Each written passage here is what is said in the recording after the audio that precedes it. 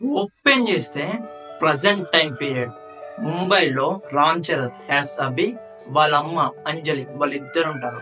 రామ్ చరణ్ కి తను ఎవరో తనకు తెలియదు, తన ప్రాంతం ఏది, తను ఎక్కడ పుట్టాడు, తన వాళ్ళు ఎవరు, నిజానికి వాళ్ళ డాడీ ఎవరో కూడా తెలియదు. తనకు ఒక్కటే తెలుసు, వాళ్ళ అమ్మ అంజలి అని మాత్రమే. అభి చిన్నప్పటి నుంచే ఏ చిన్న అన్యాయం జరిగినా తట్టుకోలేదు, అన్యాయాన్ని ప్రశ్నిస్తాడు, ఎదిరిస్తాడు. అందుకని చెప్పేసి సమాజంలో ఉన్న అన్యాయాన్ని అరికట్టాలని IAS ఆఫీసర్ అవ్వాలని చిన్నప్పటి నుంచి కళ్ళు కంటూ ఉంటాడు. దానికి సంబంధించి చదువుతున్నప్పుడే కియారా అద్వానీ పరిచయం అవుతుంది, ఫ్రెండ్ అవుతుంది, తర్వాత లవర్ అవుతుంది. వాళ్ళు కాలేజ్ డేస్ లోనే లవ్ చేసుకుంటారు. IAS కోచింగ్ కంప్లీట్ అవుతుంది, ఎగ్జామ్ రాస్తాడు, టాప్ ర్యాంక్ లో పాస్ అవుతాడు.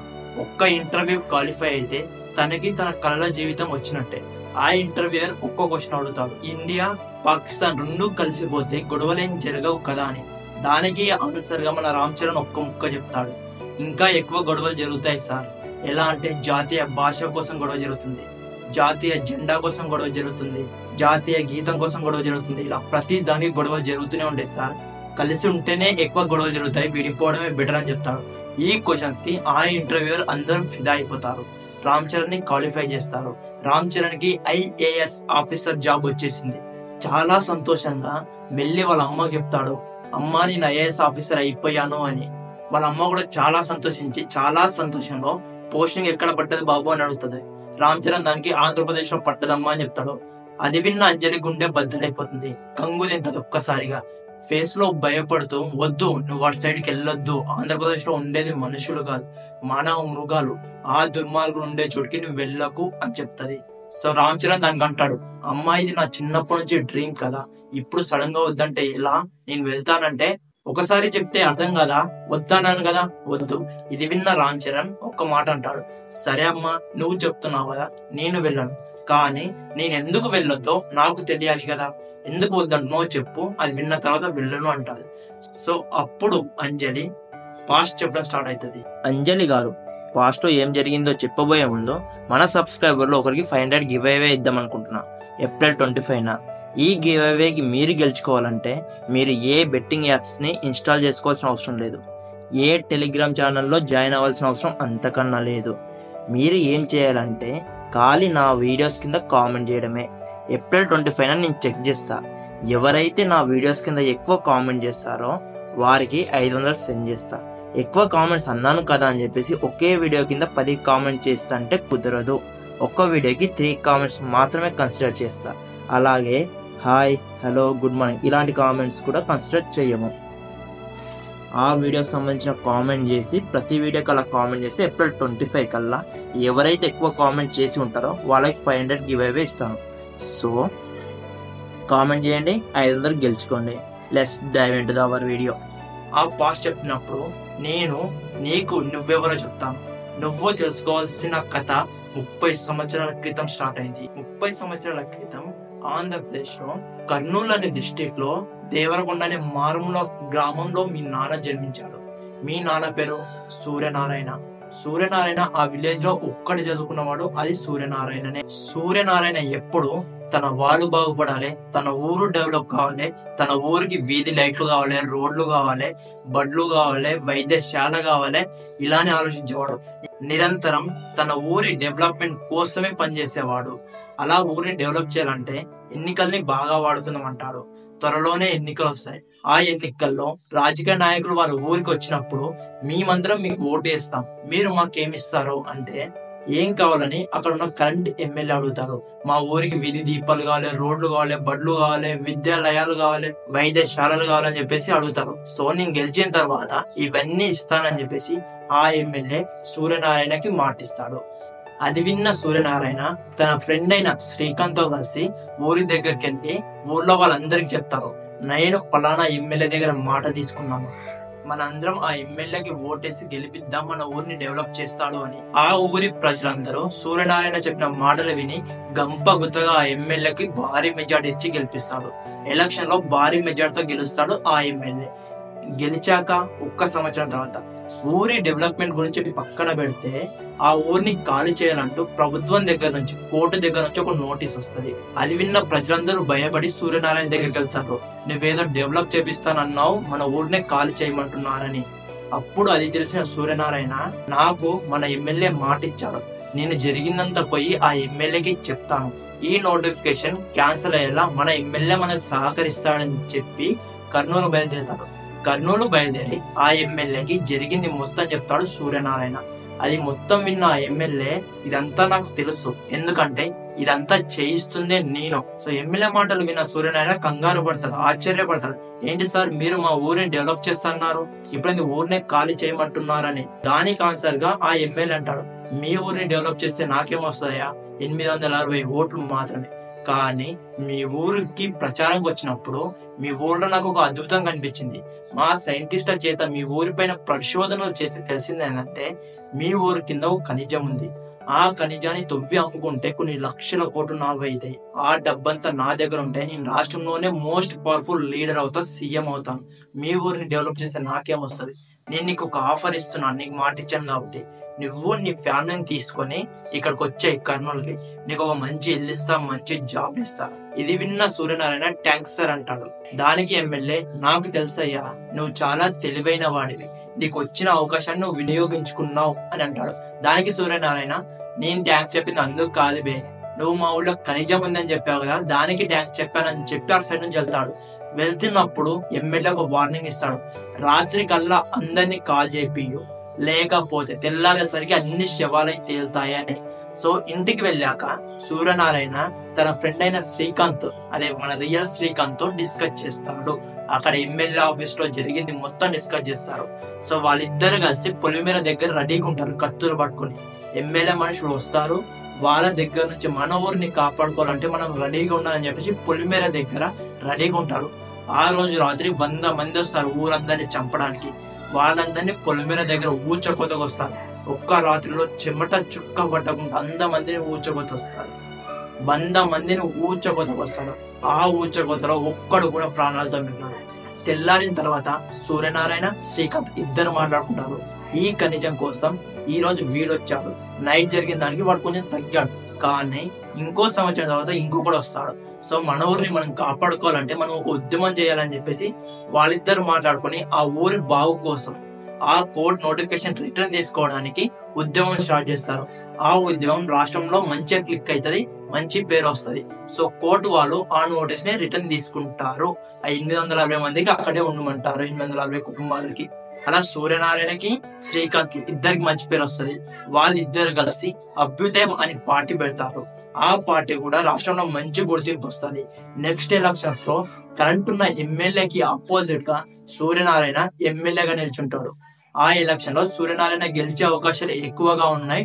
సూర్యనారాయణ అందరూ గెలుస్తారు అనుకుంటాడు. కానీ కట్ చేస్తే శ్రీకాంత్ సూర్యనారాయణకి వెన్నుపోటు పొడి చంపేస్తాడు.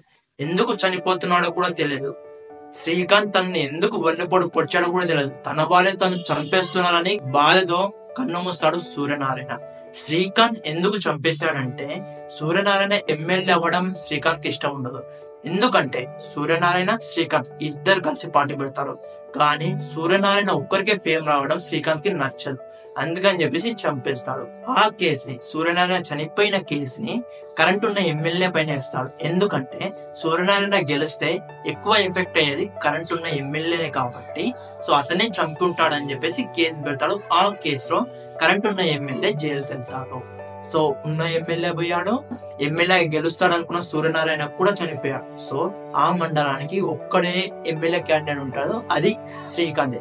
శ్రీకాంత్ ఎమ్మెల్యేగా పోటీ చేస్తాడు, విన్ అవుతాడు, భారీ మెజార్టీతో విన్ అవుతాడు. శ్రీకాంత్ ఎమ్మెల్యే గెలిచిన తర్వాత అధికార దాహం పడుతుంది. తనకు చాలా డబ్బులు కావాలి. ఆ డబ్బులు కావాలంటే తన ఊర్లో ఉన్న 860 మందిని చంపి ఆ శవాల పైన ప్రాజెక్ట్ ని స్టార్ట్ చేసి ఆ ఖనిజాన్ని అమ్మి లక్షల కోట్లు సంపాదిస్తాడు. శ్రీకాంత్ దగ్గర ఇప్పుడు డబ్బు ఉంది, పార్టీ ఉంది, బలం ఉంది, అన్నిటికంటే మించి చావు తెలివితేటలు చాలా ఉన్నాయి. వీటన్నిటి బలంతో రాష్ట్రంలోనే ఎదురులేని శక్తిగా ఎదిగింది అభ్యుదయం పార్టీ. పార్టీ పెట్టిన కొన్ని రోజుల్లోనే సీఎం అవుతాడు శ్రీకాంత్. ఇదంతా చెప్పిన అంజలి ఆ రోజు గ్రామం మొత్తం నాశనం చేస్తున్నప్పుడు నిన్ను పసికందుగా పట్టుకొని నేను ముంబై తరలి వచ్చి నిన్ను నానా కష్టాలు పడి సాకాను, నువ్వు మళ్ళీ అక్కడికి వెళ్ళకు, వెళితే నిన్ను కూడా చంపేస్తానని చెప్పేసి అంజలి అభికి చెప్తుంది.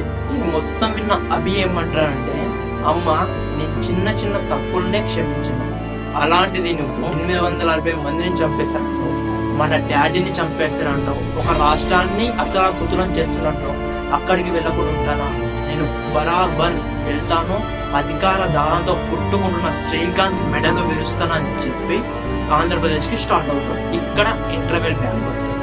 ఇక్కడతో ఫస్ట్ హాఫ్ అయిపోయింది. సో ఫస్ట్ హాఫ్ నచ్చిందా, ఎలా ఉంది ఫస్ట్ హాఫ్ కామెంట్ చెప్పండి. ఇంతవరకు చూసారంటే ఖచ్చితంగా నచ్చే ఉంటుంది. సో వీడియోకి లైక్ చేయండి. సెకండ్ హాఫ్ ఓపెన్ చేస్తే రామ్ చరణ్ IAS ఆఫీసర్ గా ఆంధ్రప్రదేశ్ లో ఛార్జ్ తీసుకుంటాడు. ఈ 30 ఏళ్లలో శ్రీకాంత్ ఎదురుని శక్తిగా ఎదుగుతాడు. రాష్ట్రాన్ని ఎంత పాలించాలో అంత పాలిస్తాడు, ఎంత దోచుకోవాలో అంత దోచుకుంటాడు, ప్రజల్ని ఎంత ఇబ్బంది పెట్టాలో అంత ఇబ్బంది పెట్టేస్తాడు కాకపోతే శ్రీకాంత్ వయసు అయిపోవడం వల్ల తన సీఎం కుర్చీని తన కొడుకైన ఎస్జే సూర్యకి ఇస్తాడు. ఎస్జే సూర్య శ్రీకాంత్ అంటే చాలా dangerous. Ram Charan IAS officer గా ఛార్జ్ తీసుకుంటూ చేసిన మొదటి పనే ఎస్జే సూర్యకి వ్యతిరేకంగా నవీన్ చంద్ర అనే అనుచరుని చంపేస్తాడు. రాష్ట్రం మొత్తం ఒలిగి పడతాడు. ఈ 30 ఏళ్లలో అభ్యుదయం పార్టీకి వ్యతిరేకంగా నిలబడ్డ మొదటి ఆఫీసర్ వచ్చాడు అని చెప్పేసి ఇది తెలిసిన ఎస్జే సూర్య అభిని చంపేదామంటాడు. కానీ శ్రీకాంత్ నేను వాడిని ఒకసారి చూడాలి రప్పించు అంటారు. సో అలా అభి శ్రీకాంత్ దగ్గరకు వస్తాడు. శ్రీకాంత్ అభిని చూడగానే కంగారు పడతాడు, షాక్ తింటాడు. వీడేంది సూర్యనారాయణ కొడుకులా ఉన్నాడని చెప్పేసి అడిగి తెలుసుకుంటాడు. అడిగాక శ్రీకాంత్ కి తెలిసి కంగారు పడిపోతాడు. అభి అప్పుడు అంటాడు, 30 ఏళ్లుగా మిమ్మల్ని ఎదిరించేవాడు లేక మీ పాపాలని పండాయి, సూర్యనారాయణ కొడుకుని వచ్చాను, మీ అందరి తాట తీస్తా, మీ పాపాలన్నీ పండాయి, మీకు కౌంట్ స్టార్ట్ అయింది, కేవలం 6 months లో నేను జైల్లో వేస్తా, నేను పాతాళానికి తొక్కేస్తా అని చెప్పి వార్నింగ్ ఇచ్చి అక్కడి నుంచి వెళ్ళిపోతాడు. ఇదంతా సినారియో చూసిన ఎస్జే సూర్య షాక్ అవుతాడు. ఏంటి నాన్న, ఈ 30 ఏళ్లలో మేము ముందుకొచ్చి ఎదిరించిన వాడు లేదు, అలాంటిది వాడు వచ్చి నీకు వార్నింగ్ ఇచ్చి కూడా ఇంకా ఎలా బ్రతికున్నాడు అంటే అప్పుడు శ్రీకాంత్ ఎస్జే సూర్యకి చెప్తాడు, వీడు సూర్యనారాయణ కొడుకు. సూర్యనారాయణ ఎలాంటి వాడంటే చెమట చుక్క పట్టకుండా ఒక 100 మందిని ఊచకొత్తకొస్తాడు, ఒక్కడు కూడా బ్రతకలేడు. వీడిని ఎదుర్కోవాలంటే నువ్వు ఎదురుగా పోయి ఎన్నిసార్లు ప్రయత్నం చేసినా ఎదుర్కోలేవు. సో వీడిని చంపాలంటే నువ్వు దొంగ దెబ్బనే తీయాలి, దొంగ దెబ్బ తీస్తేనే వీడిని ఎదుర్కోగలవు అని చెప్పేసి శ్రీకాంత్ ఎస్జే సూర్యకి సలహా ఇస్తాడు.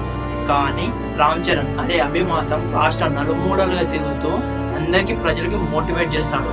మీకున్న బ్రహ్మ రాక్షసుల గురించి నాకు తెలుసు, 30 ఏళ్లుగా ఈ బ్రహ్మ రాక్షసులు మిమ్మల్ని పట్టి పీడిస్తున్నారు.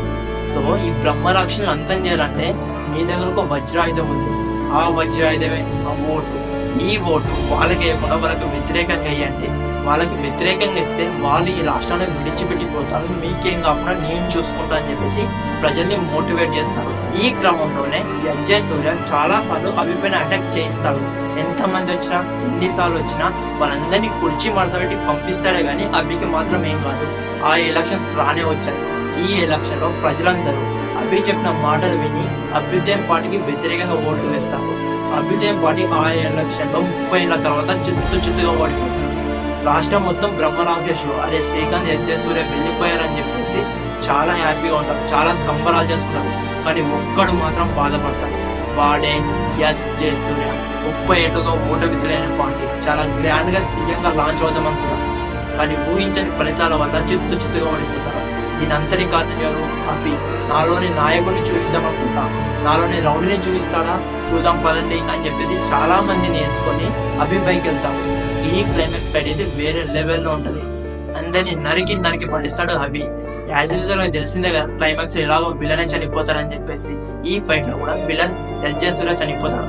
తర్వాత వాళ్ళ అమ్మని సాక్ష్యంగా పెట్టి ఆ 860 మందిని చంపింది శ్రీకాంత్ అని చెప్పేసి కోర్టులో నిరూపించి ఆ శ్రీకాంత్ ని జైల్లో వేయిస్తాడు. గేమ్ చేంజర్ అనే టైటిల్ ఎందుకు పెట్టారంటే 30 ఏళ్లుగా ఒక గేమ్ ఆడతాడు శ్రీకాంత్ రాష్ట్ర ప్రజలతో. తనకున్న ఓటు హక్కుతో ఆ గేమ్ ని మొత్తం చేంజ్ చేశాడు. IAS ఆఫీసర్ అయిన అభి. అందుకని చెప్పి ఈ మూవీ గేమ్ చేంజర్ అనే టైటిల్ పెట్టారు. So that's the video guys. ఈ స్టోరీ ఎలా అనిపించింది నాకు మీరు ఇప్పుడు ఆలోచిస్తారంటే ఈ వీడియో ఖచ్చితంగా మీకు నచ్చే ఉంటుంది. ఈ స్టోరీ ఎలా అనిపించిందో కామెంట్ చెప్పండి. మీకు ఒక డౌట్ వచ్చిందా, ఈ స్టోరీ అంతా నాకు ఎలా తెలుసు అంటే నేను ఈ మూవీకి సంబంధించిన వాళ్ళ ఇంటర్వ్యూస్ ఆల్మోస్ట్ 33 తీశాను. ఆ 33 ఇంటర్వ్యూస్ లో కొంచెం కొంచెం ఈ స్టోరీ గురించి చెప్పారు. ఆ స్టోరీని మొత్తం గ్యాదర్ చేశాను.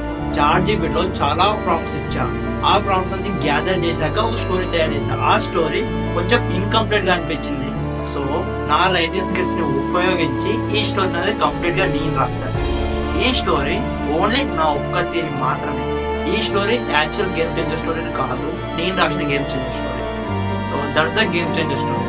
సో ఈ స్టోరీ మీకు ఎలా అనిపించింది? ఈ స్టోరీ బాగుందా బాగాలేదా కామెంట్ చేసి చెప్పండి. ఈ స్టోరీ రాయడానికి నాకు చాలా కష్టపడ్డా. ఆల్మోస్ట్ 3 days కష్టపడ్డా ఈ వీడియో తీయడానికి. మీకు ఈ వీడియోకి లైక్ చేసి కామెంట్ చేయడానికి 1 minute కూడా పడుతుంది. సో వీడియోకి లైక్ చేసి ఈ స్టోరీ ఎలా అనిపించిందో కామెంట్ చేయండి. మళ్ళీ వీడియోలో మళ్ళీ కలుద్దాం. అందరికీ టాటా బై బై.